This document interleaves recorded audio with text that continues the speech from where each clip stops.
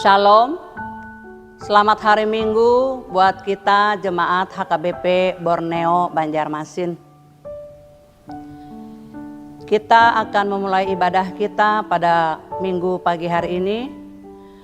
Namun sebelumnya, marilah kita satukan hati dan pikiran kita. Kita berdoa di dalam hati kita masing-masing. Berdoa, mulai.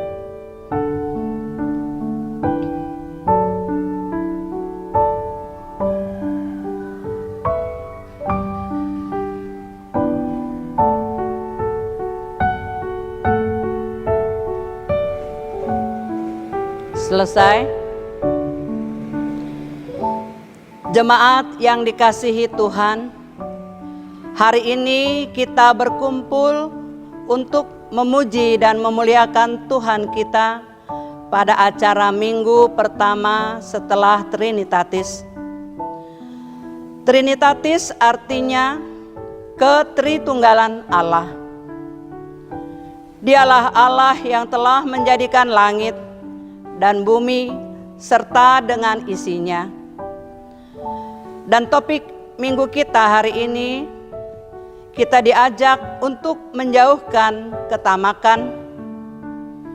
Karena firman Tuhan berkata, sebab walaupun seorang berlimpah-limpah hartanya, hidupnya tidaklah tergantung daripada kekayaan itu. Sebab Tuhanlah yang menjadi sumber kehidupan kita. Dengan demikian, marilah kita selalu mencari harta kekayaan yang datang dari Tuhan Allah kita. Oleh karenanya, marilah kita memasuki persekutuan kita melalui ibadah minggu saat ini. Kita bernyanyi memuji Tuhan.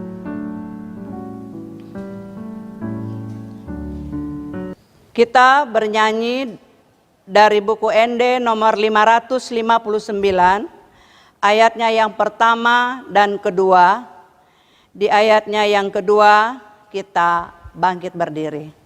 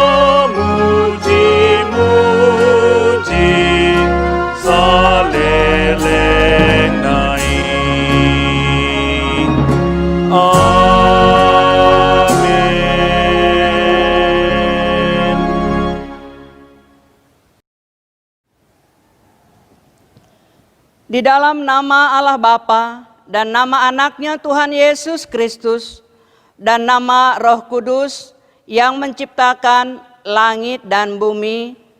Amin. Dunia ini sedang lelap dengan keinginannya, tetapi orang yang melakukan kehendak Allah tetap hidup selama-lamanya. Haleluya. Haleluya, haleluya, Haleluya.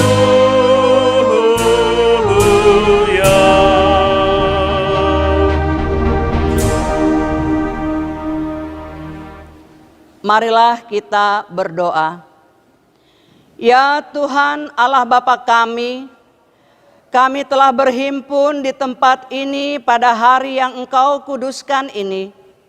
Bukalah telinga dan hati kami, supaya kami dengan sukacita mendengarkan firman-Mu yang kudus, dan agar kami memelihara dan menghayati di dalam hati kami, serta penuh pengharapan berdoa kepadamu.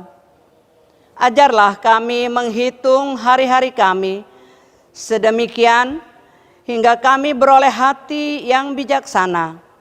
Terimalah kami ke dalam hidup yang kekal, di mana kami akan memuji Engkau di dalam Anak-Mu Yesus Kristus Tuhan kami. Amin. Kita memuji Tuhan bernyanyi dari ND nomor 20 ayatnya yang pertama dan ayat yang kedua.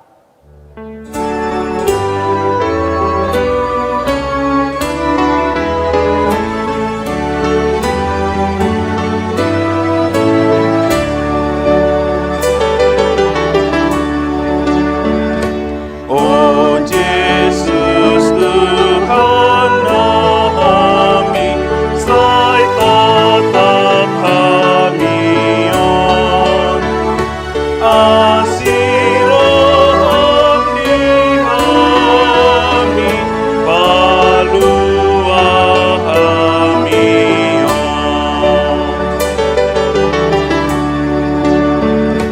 Naik ihutono nami, nabi natikon mi, naik pasir ingon nami, sogoni rohami.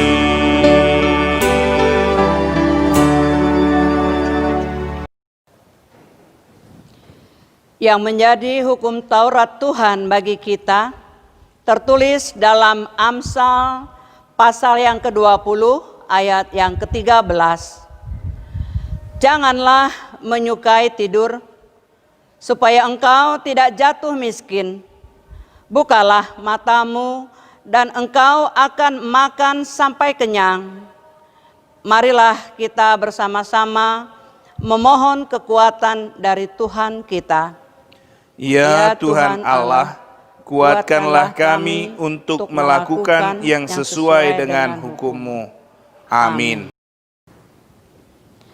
Kita bernyanyi memuji Tuhan dari buku ND nomor 165, ayatnya yang pertama dan ayat yang kedua.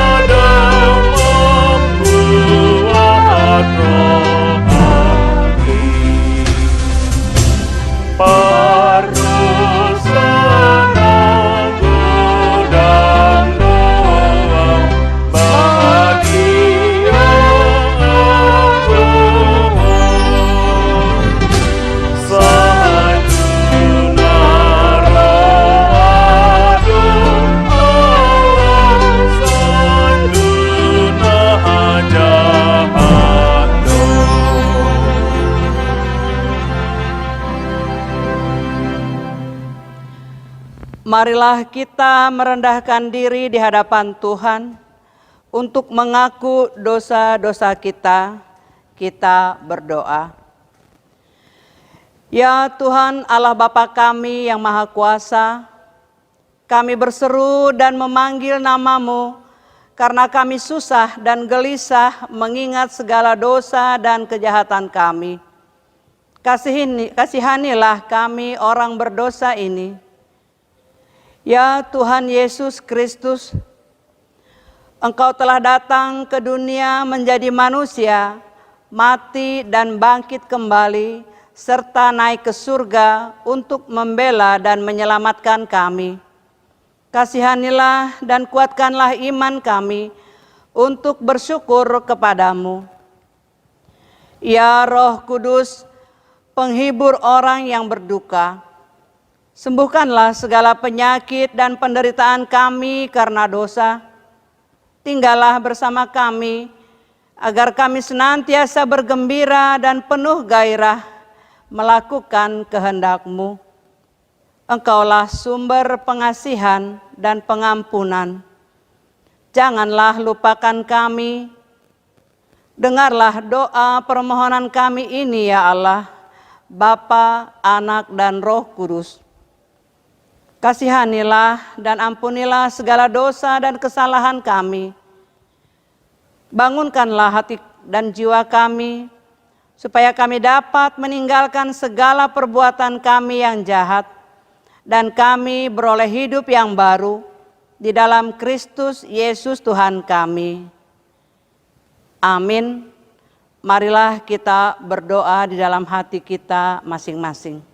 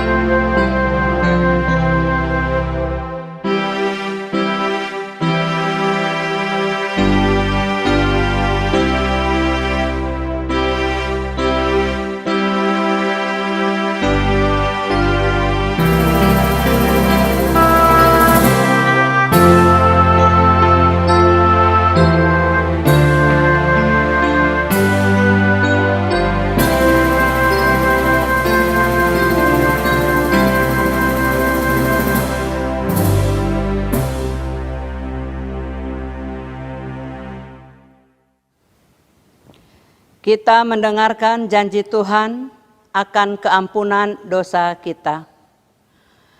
Karena semua orang telah berbuat dosa dan telah kehilangan kemuliaan Allah, dan oleh karena kasih karunia telah dibenarkan dengan cuma-cuma karena penebusan dalam Kristus Yesus.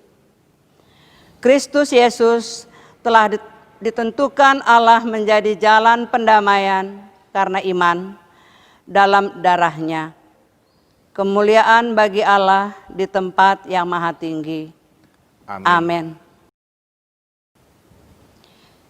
Kita memuji Tuhan bernyanyi dari buku ND nomor 690, ayatnya yang pertama dan ayat yang ketiga.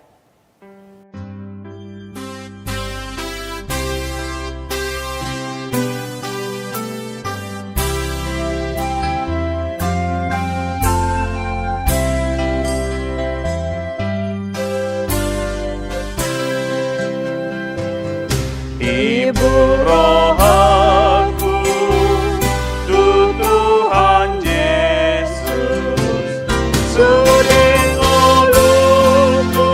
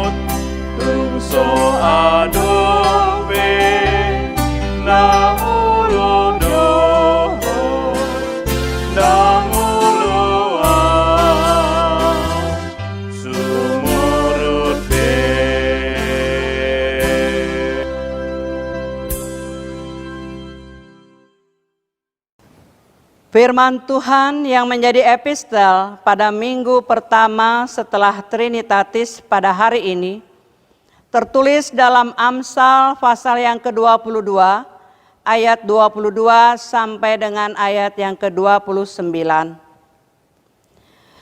Janganlah merampasi orang lemah karena ia lemah, dan janganlah menginjak-injak orang yang berkesusahan di pintu gerbang.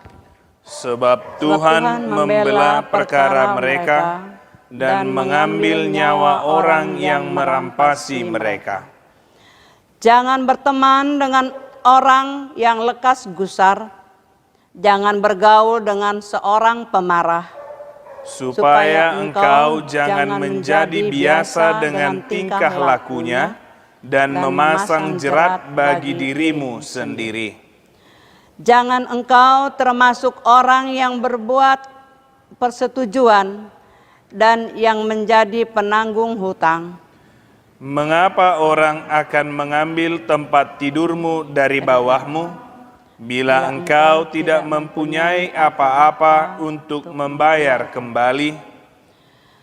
Jangan engkau memindah batas tanah yang lama yang ditetapkan oleh nenek moyangmu. Pernahkah engkau melihat orang yang cakap dalam pekerjaannya? Di hadapan raja-raja ia akan berdiri, bukan di hadapan orang-orang yang hina. Demikian firman Tuhan. Berbahagialah orang yang mendengar firman Tuhan, serta memeliharanya di dalam hatinya. Amin. Kita memuji Tuhan bernyanyi dari buku Ende nomor 724, ayatnya yang pertama dan ayat yang keempat.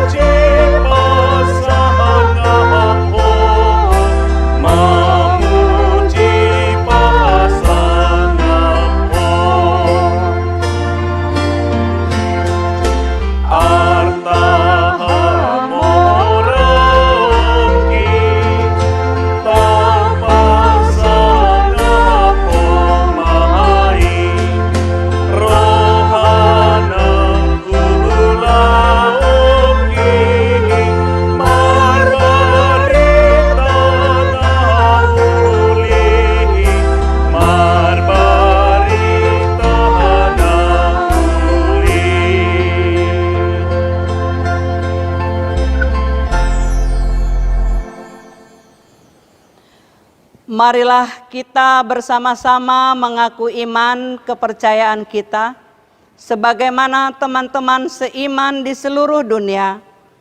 Kita bersama-sama mengucapkannya. Aku percaya kepada Allah, Bapa yang Maha Kuasa, Khalid langit dan bumi. Aku percaya kepada Yesus Kristus, Anaknya yang tunggal, Tuhan kita, yang dikandung daripada Roh Kudus, lahir dari anak darah Maria, yang menderita sengsara di bawah pemerintahan Pontius Pilatus, disalibkan, mati dan dikuburkan, yang turun ke dalam kerajaan maut.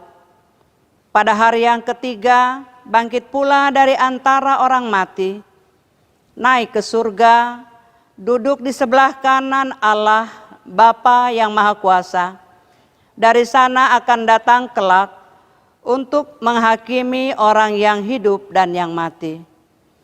Aku percaya kepada Roh Kudus dan adanya satu gereja yang kudus, persekutuan orang kudus, pengampunan dosa, kebangkitan daging, dan hidup yang kekal.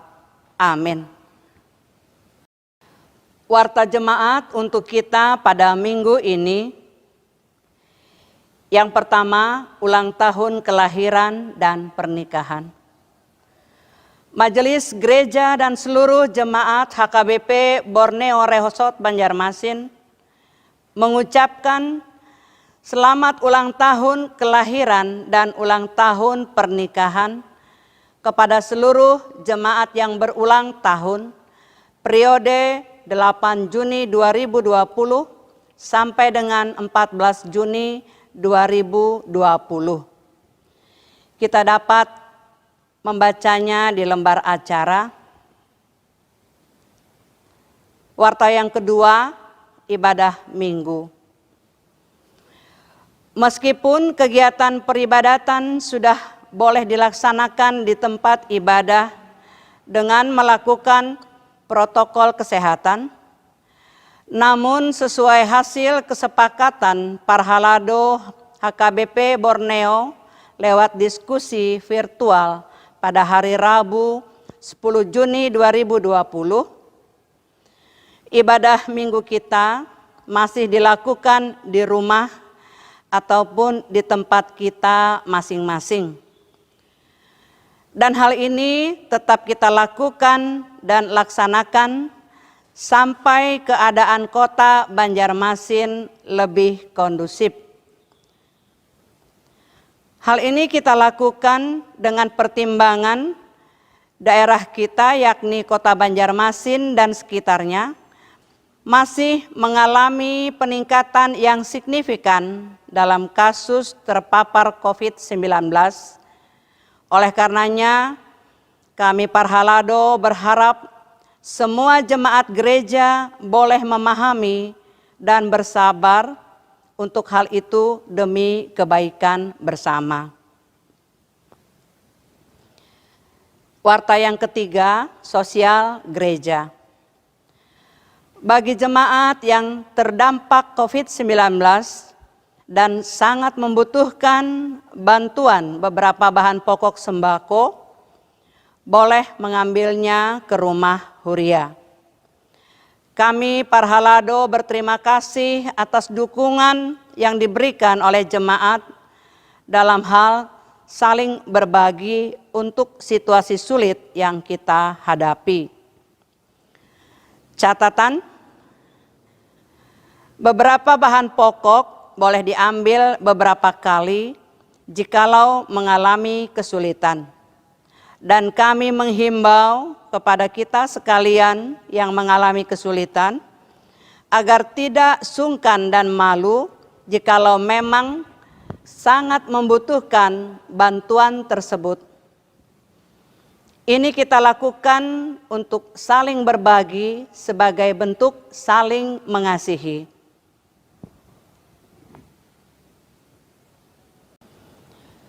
Kita memuji Tuhan bernyanyi dari buku Ende nomor 470, ayatnya yang pertama dan ayat yang kedua.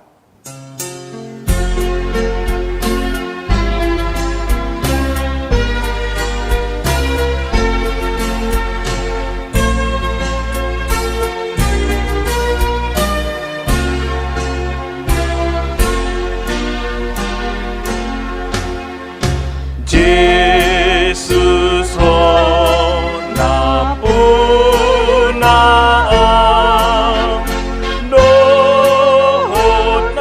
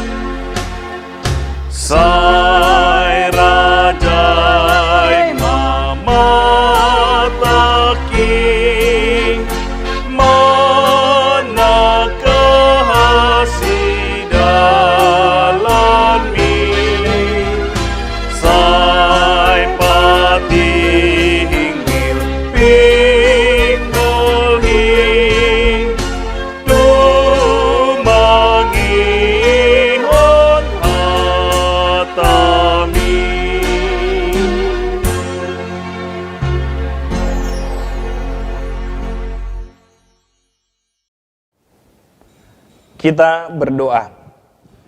Damai sejahtera Allah Bapa yang melampaui segala akal, itulah yang memelihara hati dan pikiran saudara dalam Kristus Yesus Tuhan. Amin. Shalom, selamat hari Minggu buat kita sekalian, dan salam sehat buat Amang, Inang, remaja, Naposo Bulung, semuanya yang beribadah saat ini. Kita kembali bertemu dalam ibadah virtual pada minggu pertama Trinitatis pada saat ini. Ya, meskipun kita tahu kegiatan peribadatan di tempat ibadah sudah diperbolehkan, namun mengingat keadaan kota Banjarmasin yang masih zona merah dan masih sangat signifikan di dalam kasus terpapar COVID-19, maka kami menghimbau kepada kita sekalian agar tetap bersabar untuk hal tersebut, dan kita masih melakukan ibadah di rumah ataupun di tempat kita masing-masing. Semoga kita semua dalam keadaan sehat. Marilah mendengarkan firman Tuhan yang menjadi khotbah kita, yang menjadi renungan pada saat ini, yang tertulis dalam Injil Lukas pasal yang ke-12, ayat yang ke-13 sampai dengan ayat yang ke-21. Injil Lukas pasal 12, ayat 13 sampai dengan ayat 21. Saya akan membacakannya kepada kita sekalian. Saya harap kita boleh mengikutinya di dalam hati kita. Demikianlah bunyinya. Seorang dari orang banyak itu berkata kepada Yesus, "Guru, katakanlah kepada saudaraku supaya ia berbagi warisan dengan aku." Tetapi Yesus berkata kepadanya, "Saudara, siapakah yang telah mengangkat aku menjadi hakim atau pengantara atas kamu?" Katanya lagi kepada mereka, "Berjaga-jagalah dan waspadalah terhadap segala ketamakan. Sebab walaupun seorang berlimpah-limpah hartanya, hidupnya tidaklah tergantung daripada kekayaan itu." Kemudian ia mengatakan kepada mereka suatu perumpamaan, katanya, "Ada seorang kaya, tanahnya berlimpah-limpah hasilnya.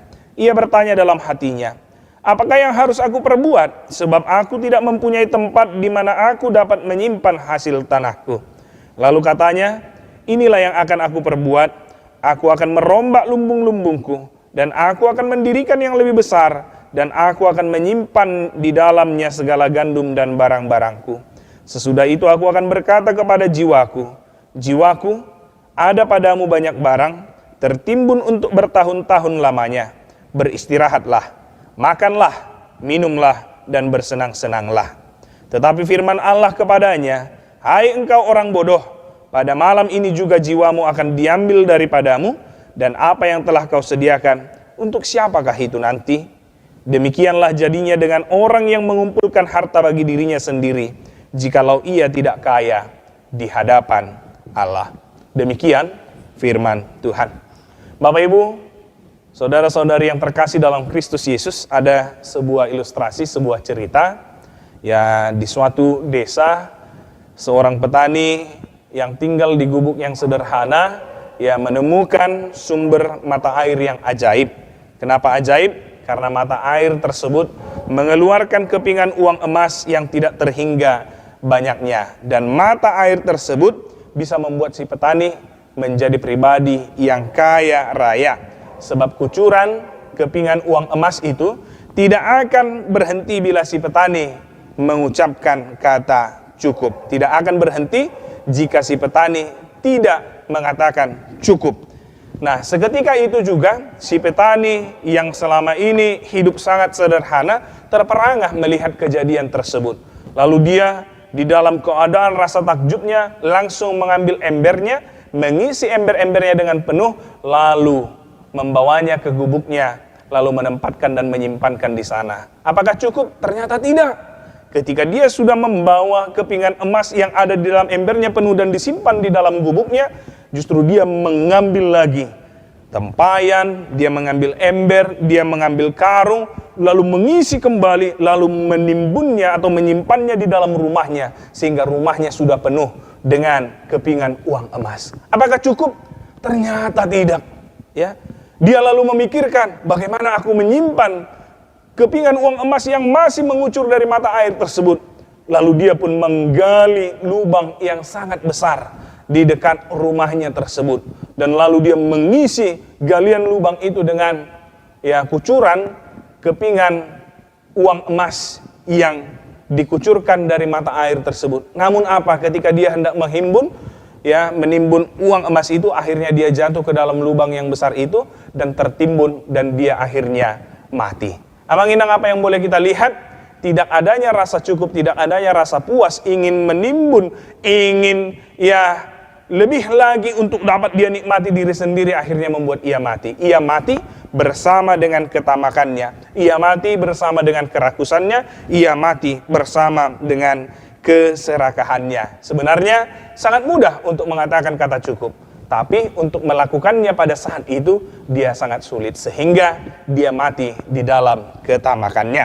Nah, dalam khotbah kita saat ini Yesus berbicara tentang ketamakan, keserakahan, kerakusan. Kalau dalam bahasa aslinya, ketamakan ini adalah memiliki arti keinginan yang sangat besar untuk memiliki kekayaan, barang yang bernilai ataupun benda yang bernilai, dengan maksud menyimpan ataupun menikmatinya untuk diri sendiri, dan tidak pernah memiliki keinginan untuk membagikan apa yang dia miliki, apa yang dia punya, apa yang dia dapatkan kepada orang-orang lain yang membutuhkan bantuan. Nah, kita tahu di dalam pemberitaan Injil begitu banyak orang yang mengikut Yesus, yang mengikut Yesus ketika Yesus mengajarkan tentang berita sukacita. Dan pada saat ini ketika Yesus melakukan pengajaran, ketika Yesus melakukan pemberitaan, ada orang yang berkumpul dalam keramaian itu bertanya kepada Yesus. Di ayat 13 kita boleh melihat dikatakan di sana, "Guru," katanya seperti itu "katakanlah kepada saudaraku supaya ia berbagi warisan dengan aku." Nah, inilah perkataannya. Kita boleh memahami seolah-olah dia dizolimi, seolah-olah dia mendapatkan, dia merasa tidak adil dengan apa yang dia dapatkan, mungkin dengan pembagian harta atau dengan segala yang harta warisan yang ditinggalkan oleh orang tuanya, sehingga dia mungkin berselisih dengan saudaranya, sehingga dia meminta agar Tuhan Yesus membela dia dengan apa yang menjadi perkaranya pada saat itu. Namun apa yang terjadi? Yesus menolak. Kalau kita melihat nanti di ayat 14, Yesus menolak. Karena apa? Yesus bukan hanya melihat luar, tapi Yesus tahu apa yang ada di dalam hati kita. Yesus tahu sebenarnya orang ini sedang memanfaatkan atau sedang memperalat Yesus untuk kepentingan dirinya, untuk memenuhi keinginan hatinya. Padahal Yesus tahu pada saat itu dia sedang berselisih dengan saudaranya karena perebutan harta warisan. Nah, ini juga sering sekali terjadi dalam kehidupan kita, Amang Inang. Tidak banyak saya mendengarkan hal ini terjadi, perselisihan di antara saudara, yang marabang adik lah, yang marito lah, pokoknya yang berkeluarga lah, karena harta warisan yang ditinggalkan oleh orang tua. Bahkan kalau kita boleh melihat, perselisihan ini bisa serius, bahkan sampai kepada pengadilan, untuk memperebutkan harta warisan tersebut. Padahal waktu mereka merasakan pahit ketirnya kehidupan ini, mereka begitu peduli, mereka saling menolong, mereka kompak yang berabang adik, yang marito. Tapi setelah orang tuanya mampu meninggalkan harta warisan, ini sering menjadi pemisah di antara kehidupan keluarga. Semoga itu tidak ada pada kita. Namun ini yang terjadi. Memang seolah-olah kita bertanya, kita melihat ketika orang itu mengatakan, "Guru, katakanlah kepada saudaraku."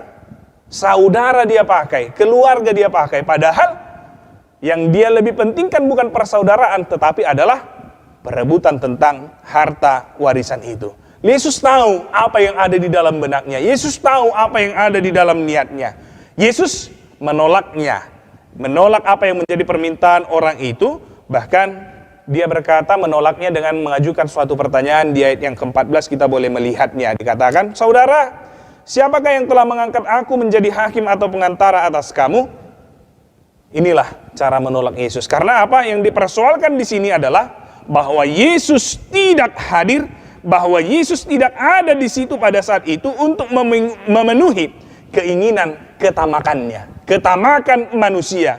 Justru Yesus mau menyampaikan kehendaknya untuk dihidupi agar orang-orang menjauhi ketamakan ataupun bebas dari ketamakan. Jadi dengan pertanyaannya itu Yesus mengajarkan harusnya manusia itu jauh dari sifat keserakahan, sifat kerakusan, dan juga sifat ketamakan. Nah, ini dimanfaatkan Yesus untuk mengajar mereka bahwa itu tidak baik. Ini boleh kita lihat diperjelas di ayat yang ke-15.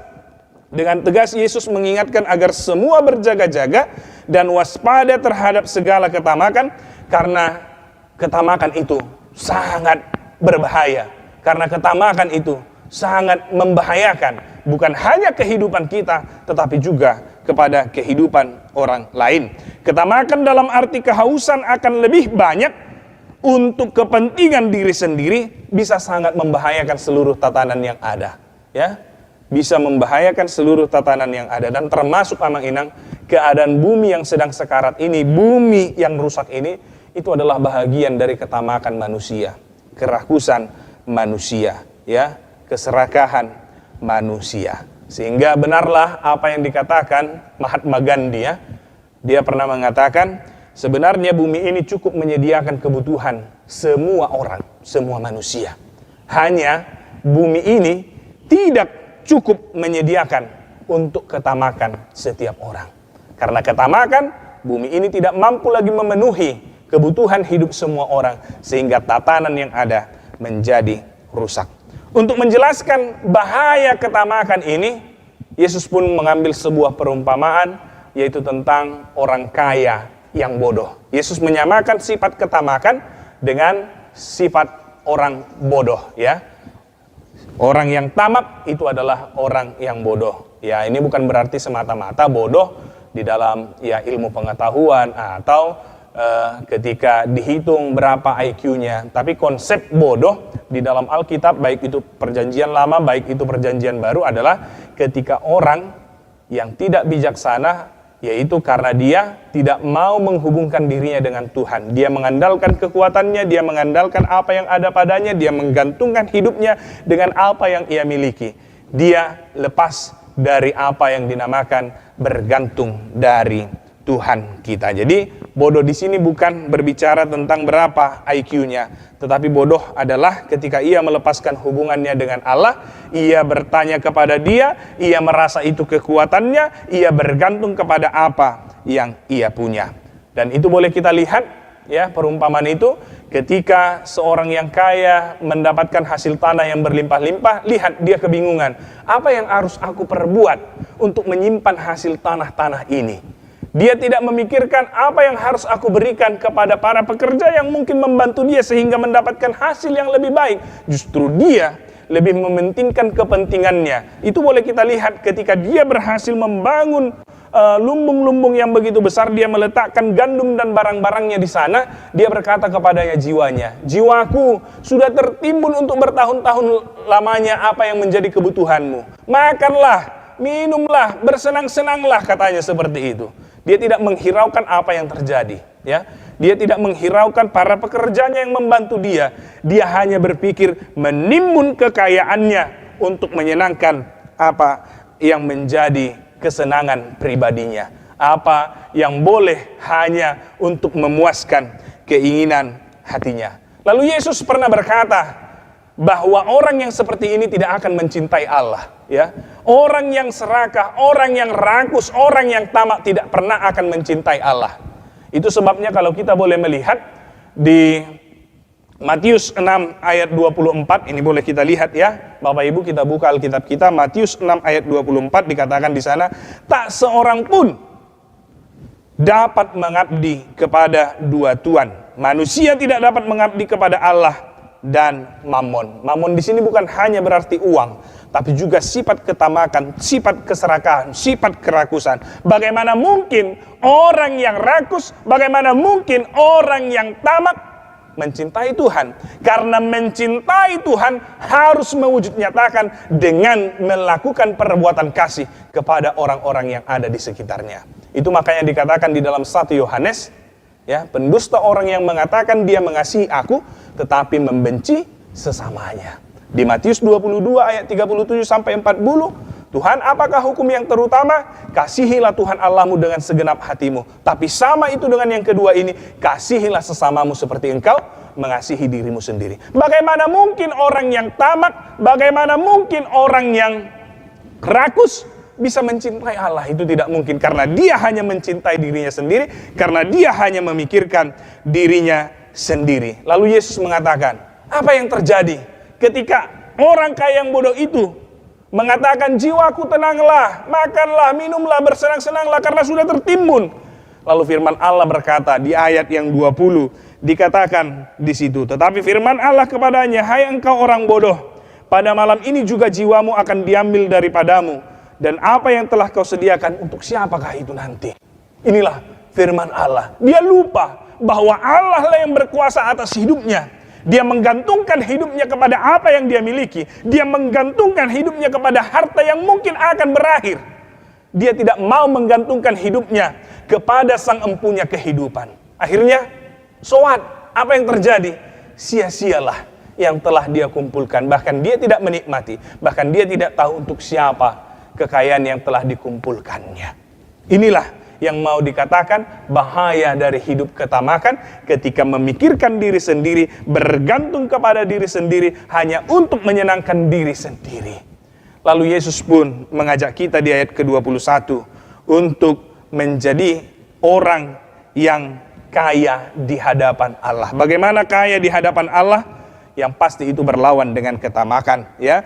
Artinya yang kalau kita bilang, dia pasti berbuat sesuatu yang boleh menjadi berkat kepada yang lainnya. Boleh menjadi berkat kepada yang lainnya. Dia tidak menimbun kekayaan untuk diri sendiri, tetapi dengan apa yang dia punya, dia usahanya berhasil, pekerjaannya berhasil, hidupnya boleh berjalan dengan baik. Ya, ini juga harus dia yakini sebagai perpanjangan tangan Tuhan untuk menolong orang-orang yang membutuhkan pertolongan dan bantuan di dalam kehidupannya. Bapak Ibu, remaja dan Naposo Bulung, ini juga yang menjadi bahagian keberhasilan pemberitaan Injil ataupun perkembangan kekristenan. Hidup kaya di hadapan Tuhan, yaitu mau saling menolong, saling menguatkan, saling menopang, bahkan saling berbagi. Sehingga dengan demikian, perkembangan pemberitaan Injil, perkembangan kekristenan itu bisa sampai ke seluruh dunia. Karena apa? Ada yang berkorban, ada yang mau memberikan apa yang menjadi punyanya. Bukan hanya harta, namun dia juga memberikan apa yang ada dalam hidupnya untuk dia persembahkan kepada Tuhan. Karena dia tahu bahwa Tuhanlah yang mempunyai segala sesuatunya. Itu hanya dititipkan untuk apa yang ada pada kita. Dia tidak mau hanya untuk mementingkan dirinya sendiri, tapi dia mau memakai itu untuk menjadi perpanjangan tangan Tuhan, menolong saudara-saudaranya yang membutuhkan bantuan. Jadi kita harus meyakini perbuatan baik yang kita lakukan suatu saat itu akan berbuah, suatu saat itu akan bertumbuh. Memang sering sekali Bapak Ibu, ya dalam berbuat baik ini kita juga bergumul, ya. Apalagi ketika orang yang kita lakukan perbuatan baik ini nggak berterima kasih, ya. Ini mungkin sering menjadi pergumulan. Pernah di dalam PHD INA saya membuka ini, kenapa kita sering kecewa, kenapa kita sering sakit hati?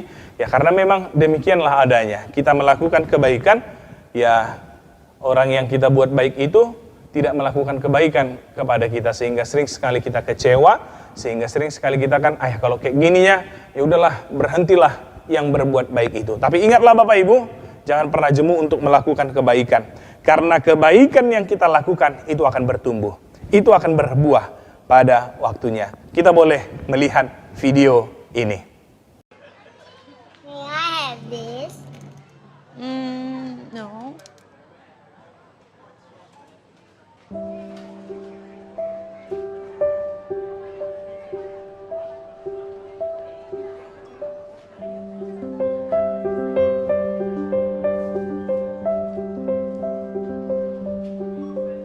Why don't you get something special for Grandpa?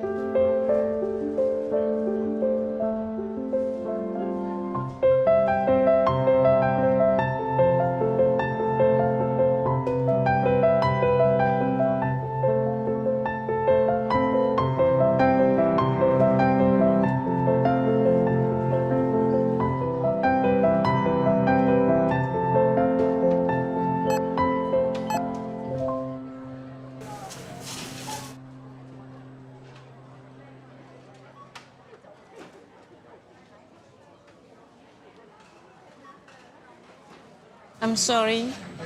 Can I return the cake, please? Sure, yes. I want the cake, please. I won't ask for anything else. Next time, okay? When we can afford it. Last time you said that.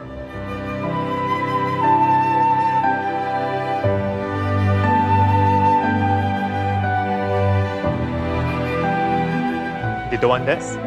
I'll take it back.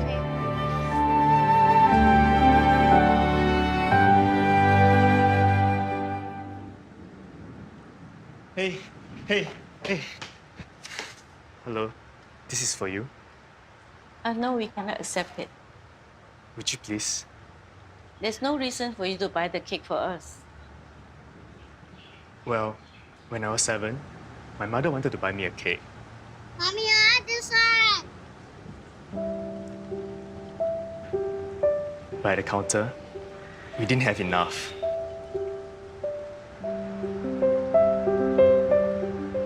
Can we get something else? It's my birthday today. Can I choose my own cake, please? I'm sorry.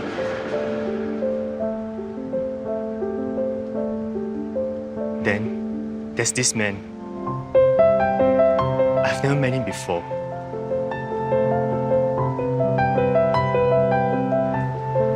Here, have the cake.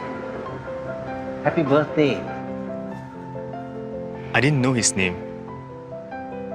I never got a chance to say thank you. I've never forgotten about him. The man in the queue. Thank you. No, thank you. Can I have your contact number? Let me repay you when we have the money.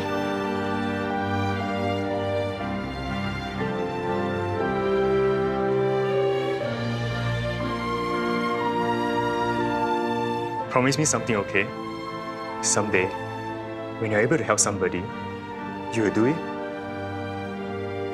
May I know your name, mister? Well, I'm the man in the queue.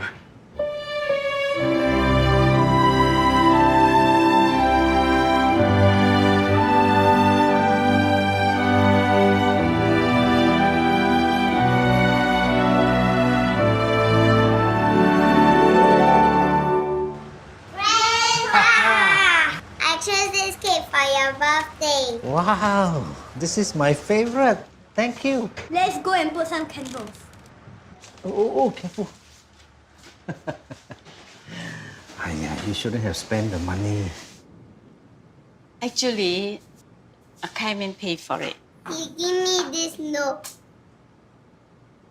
Please write down your address. I'll bring the money back to you later.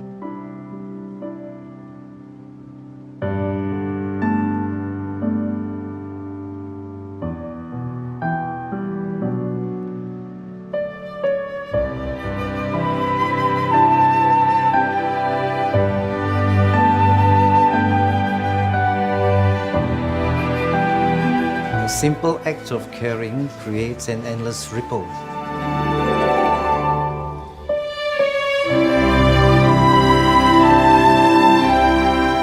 That comes back to you. Happy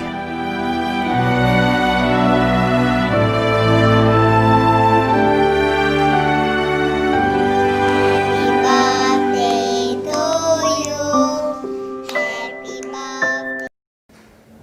Setiap kebaikan tidak akan pernah berhenti, namun kebaikan itu akan terus bertumbuh. Dan itu yang saya yakini di gereja kita. Kalaupun kita boleh melihatnya hanya sepotong ini saja untuk saat ini, tapi kita sudah tahu bagaimana bentuk gereja ini. Itu nggak akan mungkin kita dimampukan jikalau tidak ada kehidupan yang mau saling berbagi, saling mendukung, dan saling menguatkan.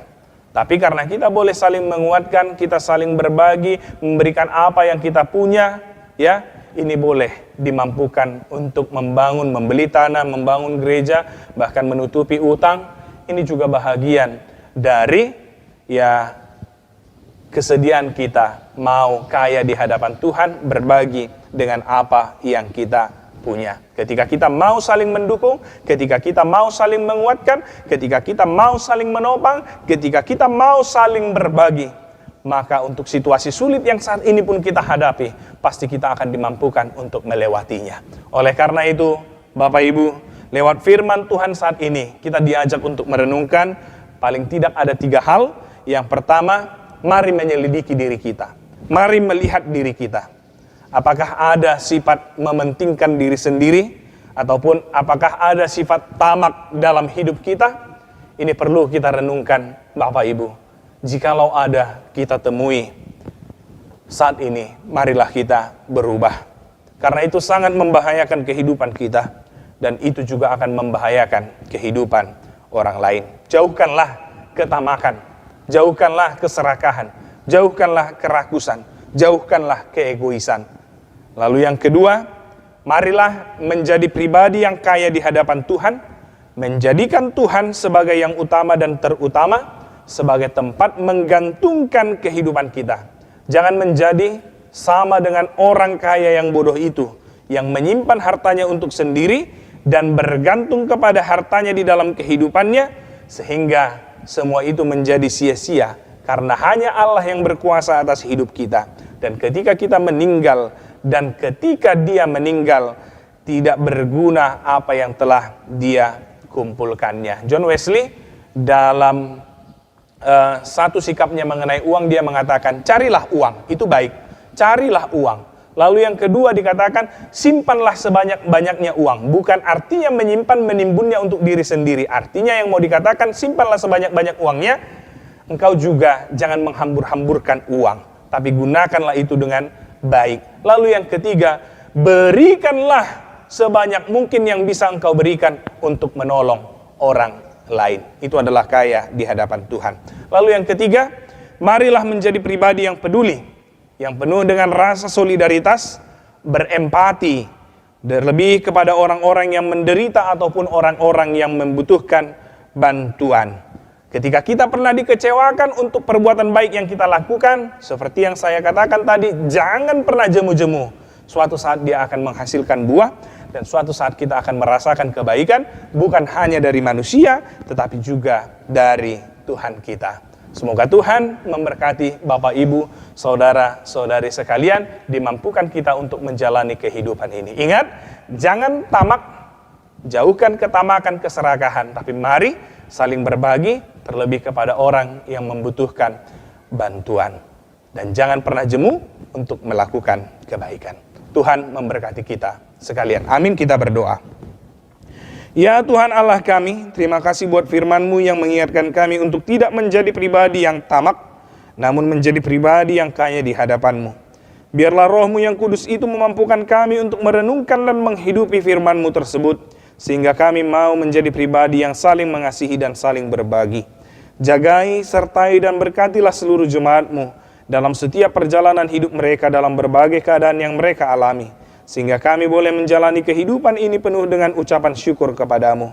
Biarlah yang sakit Engkau sembuhkan, yang bersedih dan berduka Engkau pulihkan dan hiburkan, serta dalam setiap apa yang menjadi doa, harapan dan cita-cita, Engkau berikan seturut dengan apa yang Engkau kehendaki. Kami serahkan hidup kami, keluarga kami, pekerjaan kami, usaha kami, kesehatan kami, bahkan apa yang menjadi kerinduan kami, serta segala situasi yang terjadi, situasi sulit yang kami hadapi ke dalam tangan pengasihan-Mu.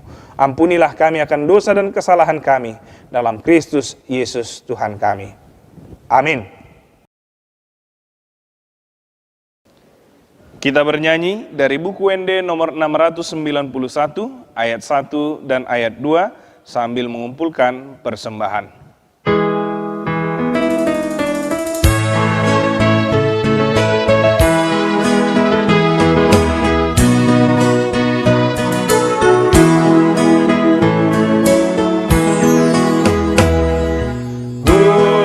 Sahat mantu Yesus saluhun namoluki rohanang pambahenak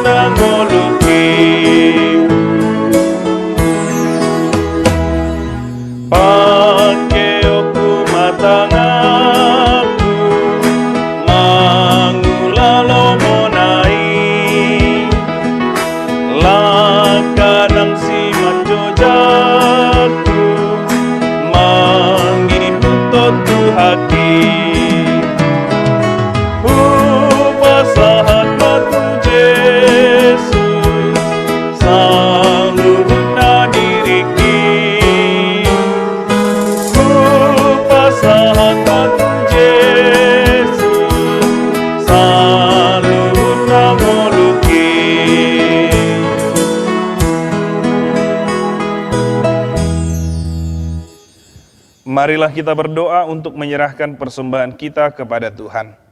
Ya Allah, Bapa kami yang di surga, kami mengaku bahwa Tuhan adalah sumber dari segala karunia yang melimpah dalam kehidupan kami masing-masing.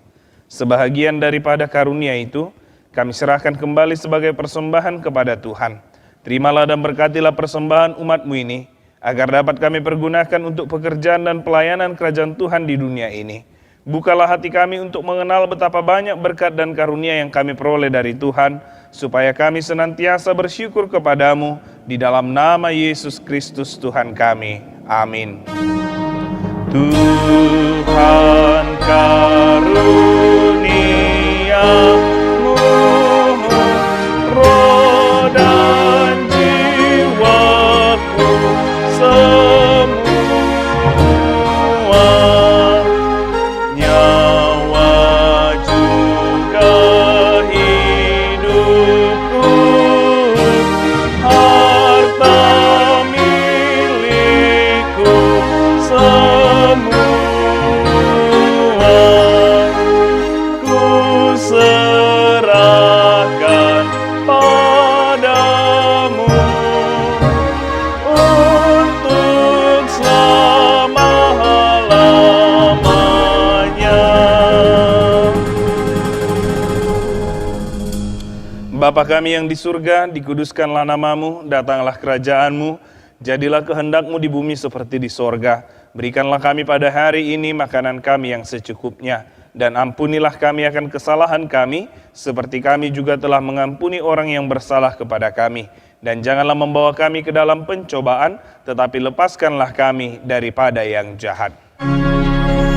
Karena Engkau punya kerajaan dan kekuasaan dan kemuliaan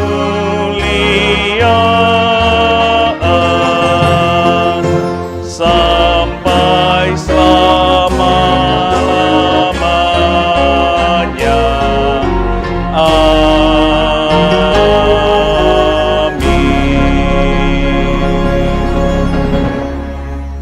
Terimalah berkat dari Tuhan kita. Tuhan memberkati engkau dan melindungi engkau. Tuhan menyinari engkau dengan wajah-Nya dan memberi engkau kasih karunia. Tuhan menghadapkan wajah-Nya kepadamu dan memberi engkau damai sejahtera. Amin. Amin.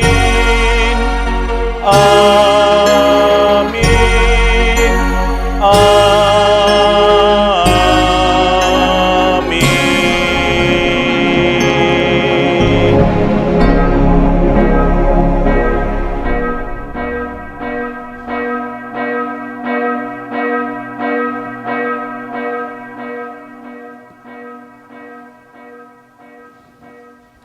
Shalom, selamat hari Minggu buat kita sekalian.